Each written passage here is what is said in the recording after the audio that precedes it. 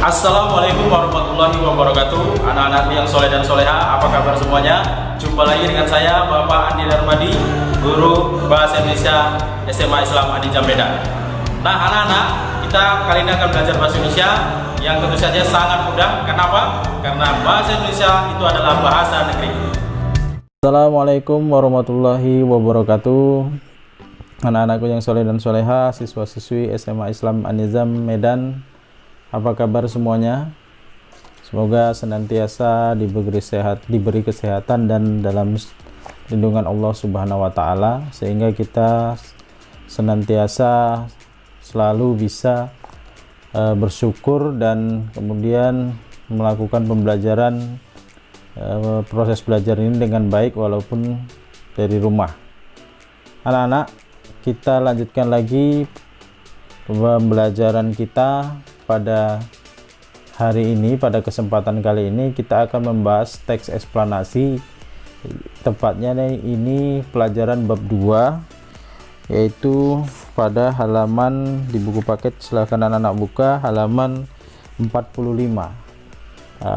Kemarin bab 1 sudah kita selesaikan, alhamdulillah, yaitu mengenai tentang teks prosedur. Adapun yang kurang beberapa hal, silahkan anak-anak buka di YouTube. Mungkin kemarin analisis penulisan kata itu baru sampai pada kata baku, tapi di 11 Mia itu sudah sampai ke kata serapan. Nah anak-anak yang di 11 IIS bisa memperdalam kata serapan itu di part 2 nya di YouTube juga, di bagian part 2 nya, karena memang di 11 Mei itu ada selisih pertemuan yang lebih banyak, makanya ada materi pengayaan sampai kepada kata serapan. Tapi bagi anak-anak 11 IIS yang ingin juga mempelajari, bisa dibuka di channel YouTube kita SMA Anijam, itu analisis kesalahan penulisan kata bagian yang kedua. Nah gitu ya, karena kemarin kan ada libur beberapa hari, jumlah pertemuannya di 11 Mei itu lebih banyak, makanya ada materi tambahan. Kemudian untuk ke kalimat simpleks dan kalimat kompleks itu sudah pernah kita pelajari di kelas 10. Nah bagi anak-anak yang ingin memperdalam kembali, mengulang kembali, silahkan dibuka materinya di channel YouTube kita juga, SMA An-Nizam ya. Ketik saja judulnya di situ, kalimat simpleks dan kalimat kompleks. Insya Allah di situ materinya lengkap. Bagi anak-anak yang kurang jelas atau kurang paham, juga nanti bisa bertanya ya di WA juga, tidak apa-apa. Nah anak-anak, kita masuk ke pembahasan kita pada hari ini, yaitu teks eksplanasi ya. Teks eksplanasi sudah dibuka bukunya ya nak ya, di halaman 45 tadi, bahwa secara definisi teks eksplanasi merupakan sebuah karangan yang berisi penjelasan-penjelasan lengkap mengenai suatu topik yang berhubungan dengan berbagai fenomena ya. Sampai di sini ya, berbagai fenomena. Nah, jadi ini berarti dia sangat aktual sekali. Bahkan kalau kita melihat berbagai fenomena, maka ini sebenarnya hampir mirip dengan teks ya, hampir mirip dengan teks berita ya kan. Cuma kalau berita itu kan waktunya memang harus update ya.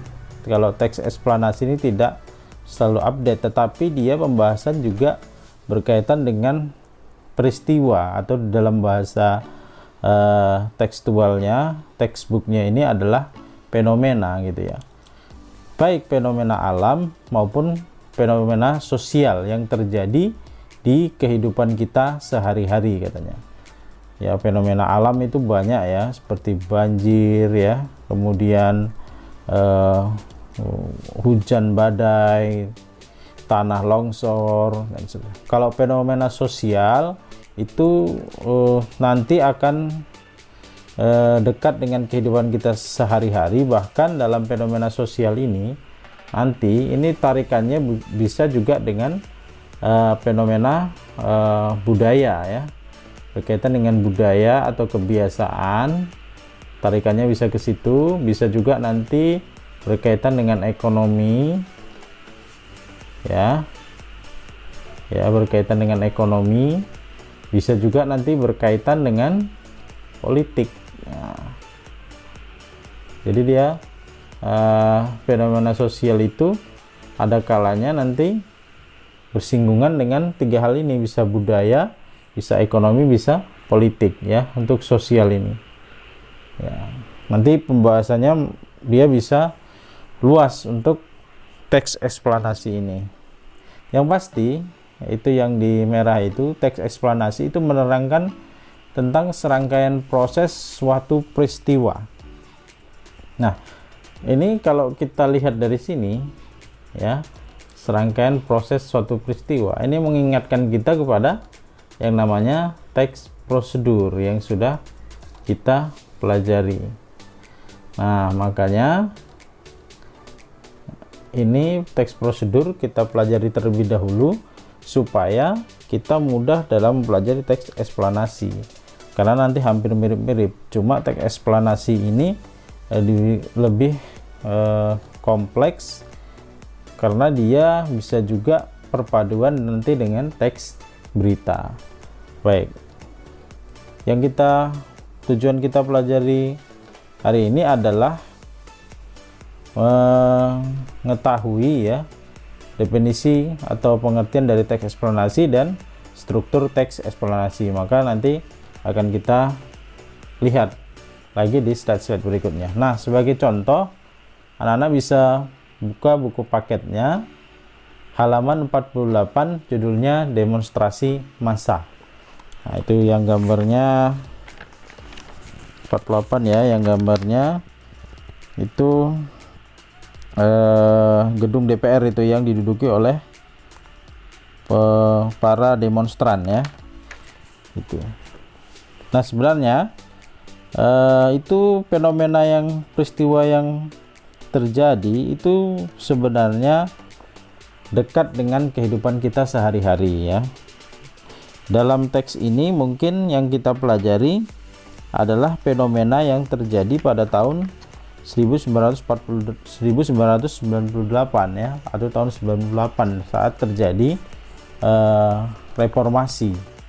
Tapi bisa juga nanti dalam teks eksplanasi yang kita buat itu nanti berkaitan dengan kondisi kekinian.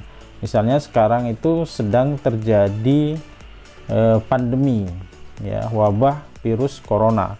Nah, itu kan implikasinya bisa banyak, bisa kita tulis dari sudut pandang ekonomi, bisa kita tulis dari sudut pandang sosial dan seterusnya.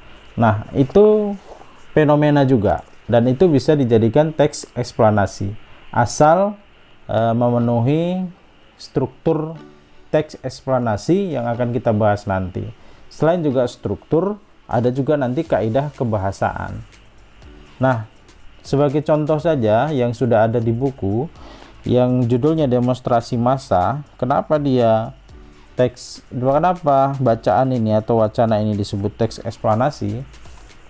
Karena penulis banyak memberikan fakta di sini. Jadi salah satu ciri teks eksplanasi itu harus mengungkapkan fakta, bahkan bisa dikatakan hampir semuanya itu fakta. Jadi secara gambaran umum, karena dalam buku kita ini diharapkan kita juga mengetahui gambaran umum dari isi teks. Jadi secara gambaran umum ini bagi anak-anak yang sudah baca atau nanti silahkan dibaca bahwa terjadi demonstrasi di kalangan mahasiswa yang dipicu oleh pernyataan kepala daerah. Ya, tidak disebutkan di sini namanya siapa atau dari daerah mana, tapi dia mengatakan bahwa orang yang berdemonstrasi itu karena lapar gitu ya, karena lapar. Jadi kalau dia contohkan di sini si tokoh tadi, kepala daerah ini mencontohkan Malaysia dan Brunei itu adalah negara yang adem ayem pada saat itu mungkin ya. Jadi pada saat teks ini dibuat.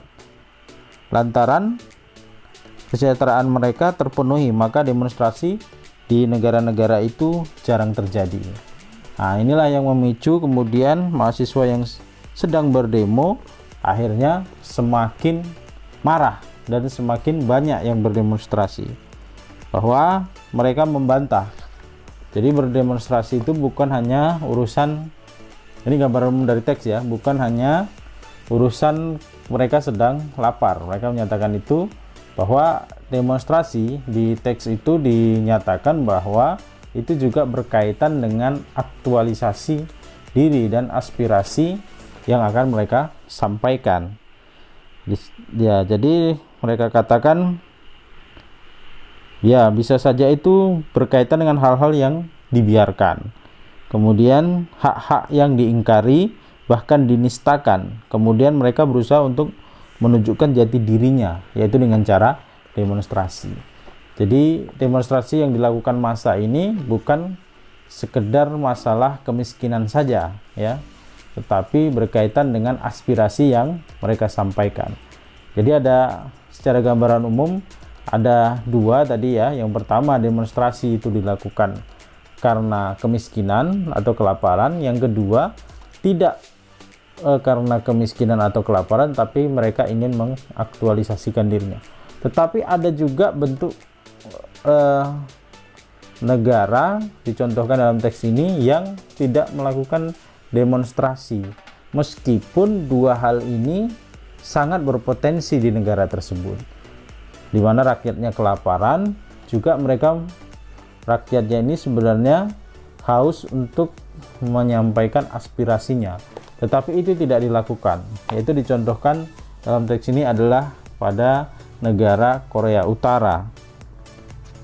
Bahkan di sini saat rakyatnya miskin, kemudian pemimpinnya itu meninggal dunia, yaitu Kim Jong II ya, rakyat sebenarnya itu punya kesempatan untuk menggulingkan pemerintahan, karena kan politik di sana itu juga selain juga komunis juga dinasti ya, turun temurun gitu pemimpinnya, tetapi tidak dilakukan oleh rakyatnya. Bahkan mereka memberikan hormat kepada Kim Jong II saat jenazahnya ini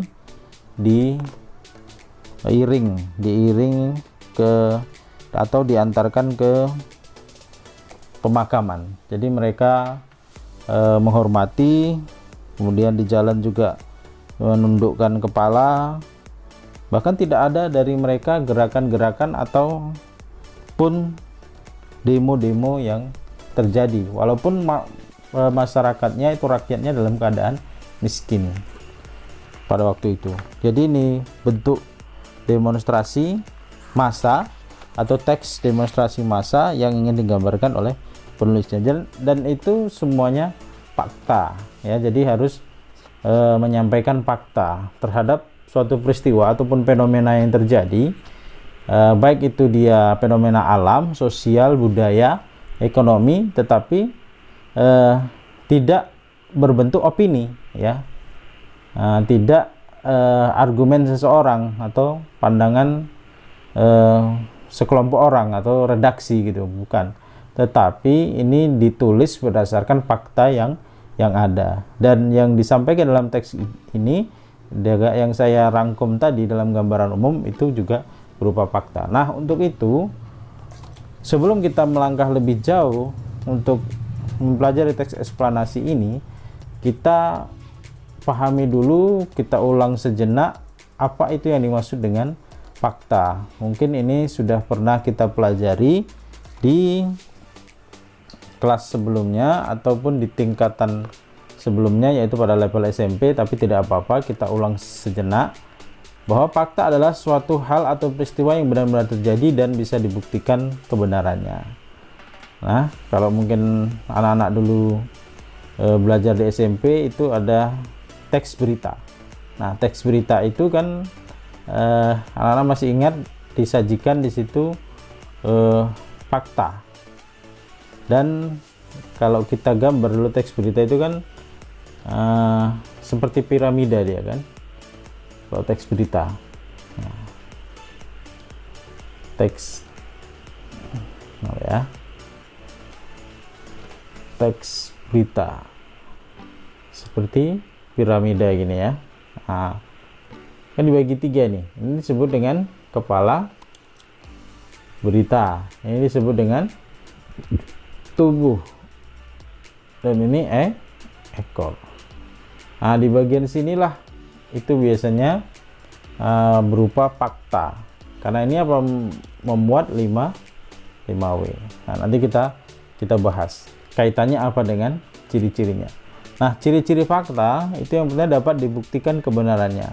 Yang kedua, maksudnya dibuktikan kebenarannya ini kalau bahasa lainnya ya, dapat diterima oleh banyak orang gitu ya. Artinya kebenarannya memang diakui oleh semua orang. Yang kedua, memiliki data yang akurat ya, misalnya tanggal, tempat, dan waktu. Nah, ini kaitannya tadi dengan 5W tadi. Nah, ciri fakta ya biasanya dia selain ini ada 5W ya, bisa menjawab pertanyaan 5W: what, where, when, who, why gitu ya. Nah, jadi di mana tempatnya, kapan terjadinya, siapa orangnya. Nah, itu bisa dijawab. Nah, itu ciri fakta. Kemudian anak-anak memiliki narasumber yang dapat dipercaya ya, jadi apa yang boleh saja sebuah argumen ataupun pernyataan itu disampaikan seseorang, tetapi secara dasar keilmuan orang ini bisa mempertanggungjawabkan apa yang disampaikan, itu maksudnya. Jadi kalau misalnya kita bertanya suatu penyakit tertentu kemudian dijawab oleh orang yang tidak jelas, itu nanti tidak bersifat faktual atau fakta. Nah, karena apa? Karena dia tidak akan bisa membuktikan. Misalnya dia kasih resep obat, tapi dia tidak akan bisa menerangkan. Nah, dia hanya mengatakan obat ini bagus gitu ya, tapi lemah nanti faktanya. Makanya dia dibutuhkan seorang narasumber yang memang ahli, profesional di bidangnya. Nah, kalau kita sumbernya itu misalnya dari dokter, kemudian sakitnya misalnya sakit batuk, kemudian dia kasih obat, resep, maka itu bisa dipercaya dan itu memang fakta kalau itu obatnya. Dan dokter itu pasti bisa menjelaskan, asalkan yang kita tanya itu betul-betul keilmuannya dan memang betul-betul dia adalah dokter gitu ya. Nah, itu maksudnya narasumber yang dapat dipercaya sesuai dengan keahlian dan bidangnya, profesionalismenya. Kemudian bersifat objektif. Nah, ini juga misalnya apa, siapa, mengapa, di mana, dan kapan. Nah, ini juga sama dengan 5W. Jadi objektif ya, berlaku umum ya. Itu maksudnya objektif. Dan sudah terjadi gitu. Nah, ini adalah ciri yang gampang. Kalau belum terjadi itu kan berarti belum fakta. Tapi kalau sudah terjadi, nah, misalnya telah meninggal seseorang karena COVID ya kan, karena virus. Nah, itu kan fakta. Tetapi kalau dikatakan mungkin kamu akan meninggal karena virus, nah, itu belum terjadi, itu masih berupa opini. Nah, fakta inilah yang akan digali, dijadikan sumber penulisan dalam teks eksplanasi. Baik. Kemudian opini, yang lawannya fakta adalah opini, merupakan perkiraan, masih berupa pemikiran ataupun anggapan tentang suatu hal. Opini disebut juga sebagai pendapat. Nah, ciri-ciri opini ini tidak dapat dibuktikan kebenarannya. Jadi hanya sebatas argumen saja, hanya sebatas pernyataan. Tapi tidak data, fakta tidak ada. Makanya ciri yang kedua itu tidak memiliki data yang akurat. kemudian belum terjadi seperti saya sampaikan tadi ya, mungkin kelas 11 SMA Islam An-Nizam akan naik kelas. Nah, itu belum terjadi. Nah, itu masih berupa opini dan bersifat subjektif. Subjektivitasnya ini adalah orang per orang, apalagi dia belum kredibel gitu ya. Nah, artinya masih pendapatnya sendiri. Misalnya dikatakan Ani adalah orang yang cantik, kata dia. Nah, itu subjektif menurut dia gitu, maka itu berupa opini. Tetapi hati-hati, kadang fakta itu juga bisa menjadi opini gitu. Misalnya contohnya seperti ini. Misalnya contoh misalnya Jaul ya, Jaul datang terlambat. Nah, ini faktanya Jaul datang terlambat dan dia malu sekali gitu ya. Ada lanjutannya, dia merasa malu. Nah, ini kan awalnya jadi fakta, tetapi karena ada sesuatu yang subjektif, ini merasa malu. Nah, ini kan sangat subjektif. Subjektif ini maksudnya tergantung siapa yang berkata, siapa yang menulis, maka dia menjadi opini ya. Jadi hati-hati ya. Jadi kalimat ini mengandung opini, bukan lagi fakta gitu ya. Baik, kita lanjutkan. Saya pikir gampang ya. Saya pikir anak-anak sudah memahami, bisa membedakan mana yang fakta, mana yang opini, dan mana yang harus fakta tadi digali ke dalam sebuah teks, yaitu teks eksplanasi. Ini hanya pembukaan saja ya anak-anak. Nanti akan kita perdalam di pertemuan yang akan datang. Nah, teks yang membedakan ya, teks prosedur kemarin ya dengan teks eksplanasi. Nah, teks eksplanasi itu paling tidak terdiri dari 3 komponen, ataupun seminimal-minimalnya, sekurang-kurangnya itu terdiri dari 3 paragraf. Minimal paragraf pertama itu berbicara tentang identifikasi fenomena, yaitu menjelaskan latar belakang kejadian. Kejadiannya itu apa sajalah, bebas, baik berkaitan dengan alam tadi ya, berkaitan dengan kejadian sosial, berkaitan dengan peristiwa politik ya, ataupun budaya ya, seni budaya dan seterusnya. Nah, yang pasti dia harus diangkat dari hal yang faktual ataupun fakta gitu ya, dapat dibuktikan kebenarannya gitu ya. Kemudian paragraf kedua atau komponen yang kedua atau struktur yang kedua itu berbicara atau membicarakan atau pembahasannya nanti adalah tentang proses kejadian, yaitu menjelaskan kronologi dan penyebab ya, menjelaskan kronologi dan penyebab. Nah, kalau di buku itu ya, biar anak-anak bisa sekalian baca juga, ada di halaman 62, yaitu mengidentifikasi struktur teks eksplanasi, yaitu misalnya itu penggambaran rangkaian kejadian. Nah, itu maksudnya adalah proses kejadian gitu ya, itu sama, itu memerinci proses kejadian yang relevan dengan fenomena yang diterangkan. Makanya pertanyaan yang dipakai itu bagaimana dan mengapa gitu ya, itu pertanyaannya. Itu bisa Anda lihat penjelasannya di buku paket.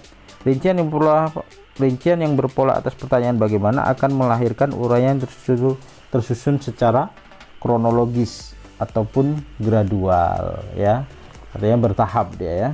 Kemudian rincian pertanyaannya mengapa akan melahirkan uraian tersusun secara kausalitas, atau kausalitas itu disebut juga dengan sebab akibat.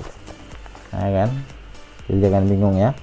kausalitas di buku ya, kausalitas ini sama dengan sebab akibat.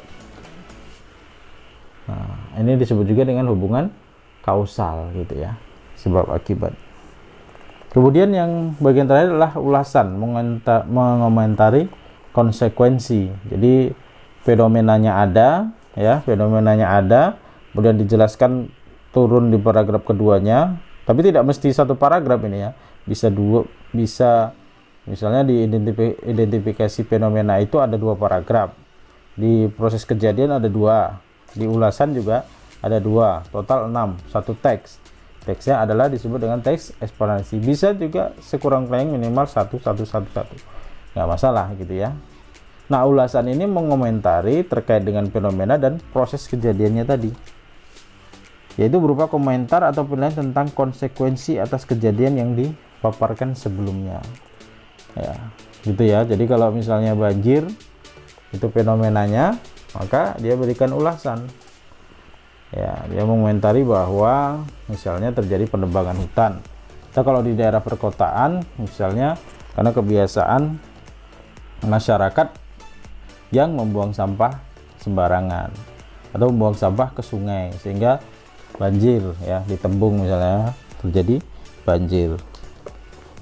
Nah, itulah tujuan pembelajaran kita pada kali ini, yaitu memahami teks eksplanasi dan secara definisi maupun secara struktur ya.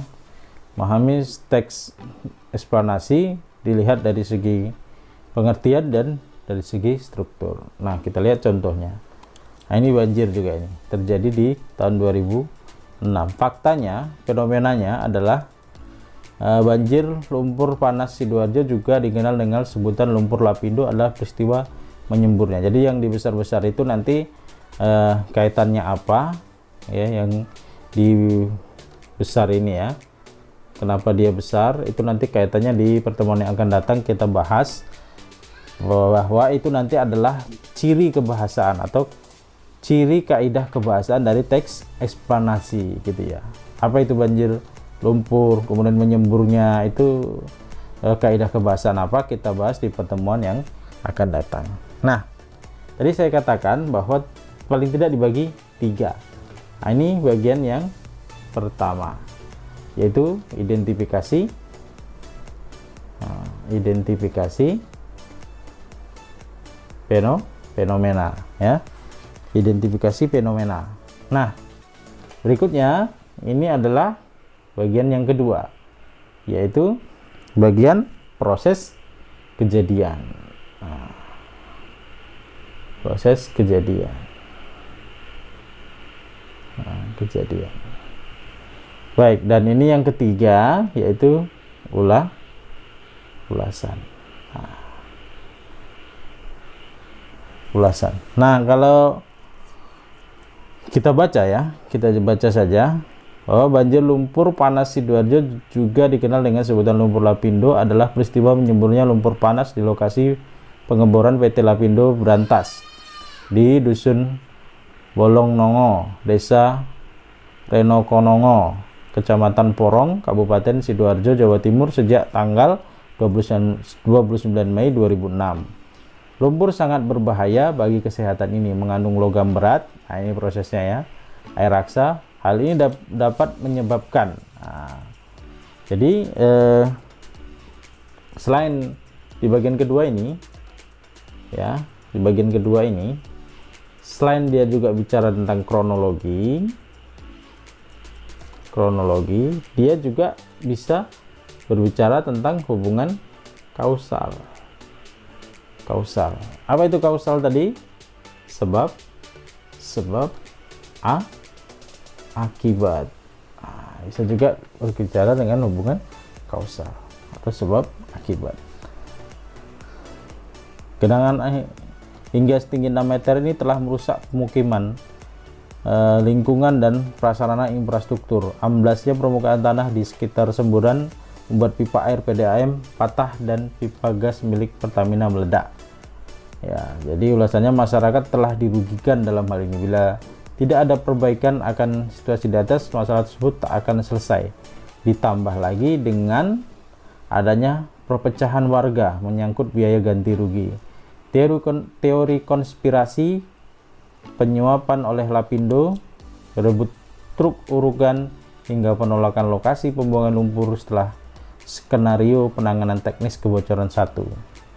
Nah, dan seterusnya itu adalah bagian ulasan, yaitu mengomentari terkait dengan peristiwa atau fenomena yang terjadi. Nah, anak-anak sekalian, demikianlah pembelajaran kita pada hari ini. Mudah-mudahan ini memudahkan Ananda semuanya dalam memahami apa itu teks eksplanasi dan memahami apa yang ada di buku. Silahkan Ananda perdalam lagi dengan membaca bukunya dan juga menonton video ini, dan apabila masih ada yang kurang jelas silahkan kita berdiskusi di WA. Demikian saja pertemuan kita pada kesempatan kali ini. Terima kasih, tetap semangat dan selalu jaga kesehatan, dan tetap belajar dengan baik walaupun dari rumah.